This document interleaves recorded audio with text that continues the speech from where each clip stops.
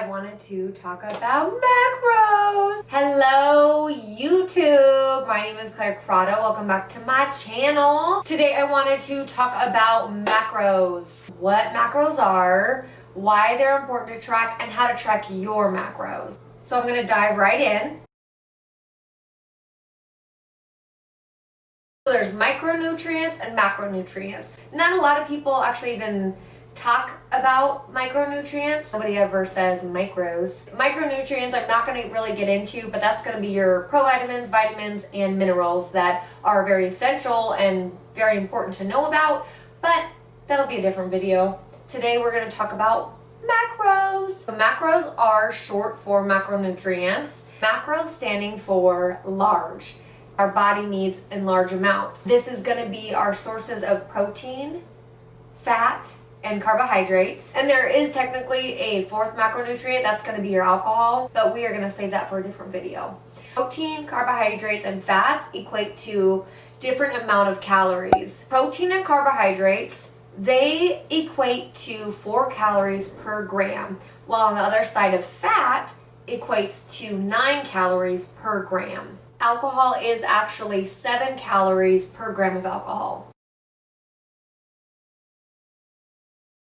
So first and foremost, we're going to talk about my favorite, protein. Give me all the steak, all the burgers.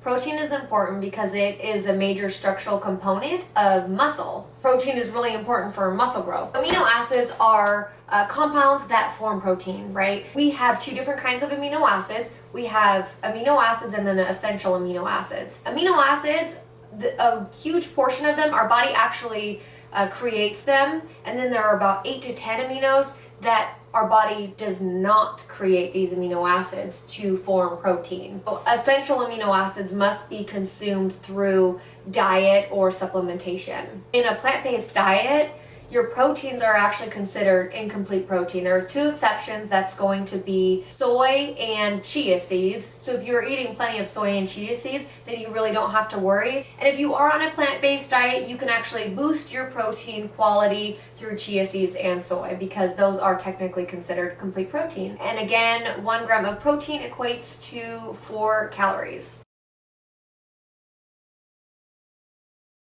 Carbohydrates. Carbohydrates are our body's #1 choice for energy, and it's actually the only source of energy for our brain and our red blood cells. We store excess carbohydrates through our liver and muscles as glycogen. So we have 2 different types of carbohydrates. We have complex carbs.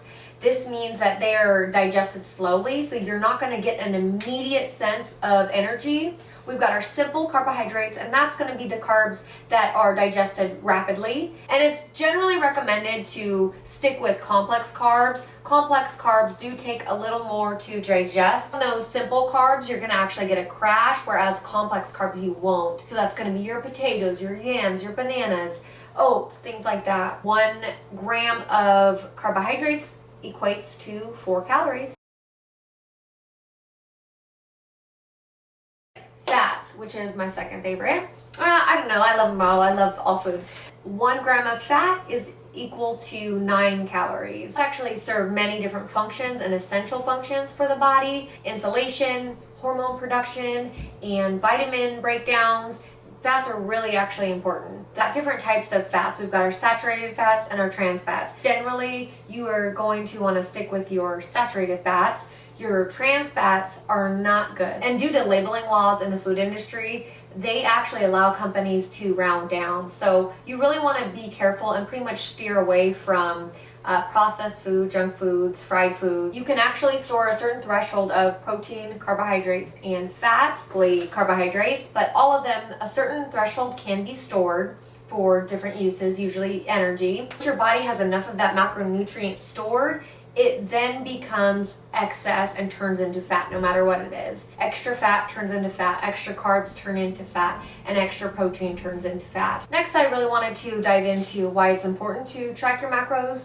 So, as I have mentioned, each of the individual macronutrients actually provide different functions that are really essential to the body, making sure that you're actually getting the necessary functions that these macronutrients provide. And then the second is really to just maximize your fitness. You're only going to see better results if you are actually tracking your calories. And that's why it's important to track your macros.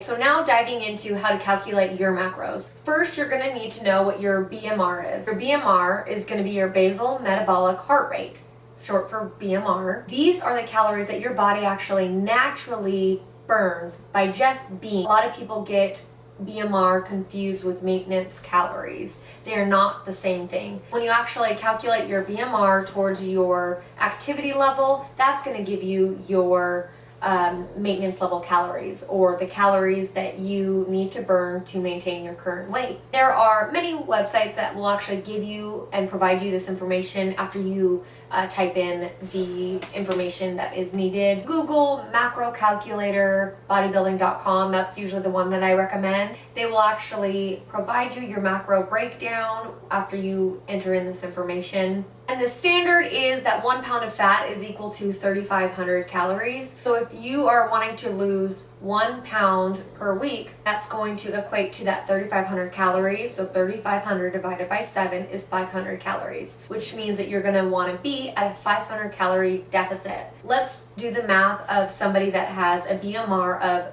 1,000 calories, not taking into consideration the extra calories that they are burning. So say they have a semi-sedentary job, we'll say that they burn about 500 calories through the 12 hours that they are up, or however long they're up, and then adding in the calories that are burned from their workout. Say it's another 500 calories. So this means that the 2,000 calories, the 1,000 calories in BMR, and then the extra 500 calories from work and working out is what's going to equate to your maintenance level of calories, or the amount of calories to maintain your current weight. If you are wanting to lose 1 pound, that will equal to that deficit of 500 calories. So you're going to take 2,000 minus 500 equals 1,500 calories to lose about a pound per week.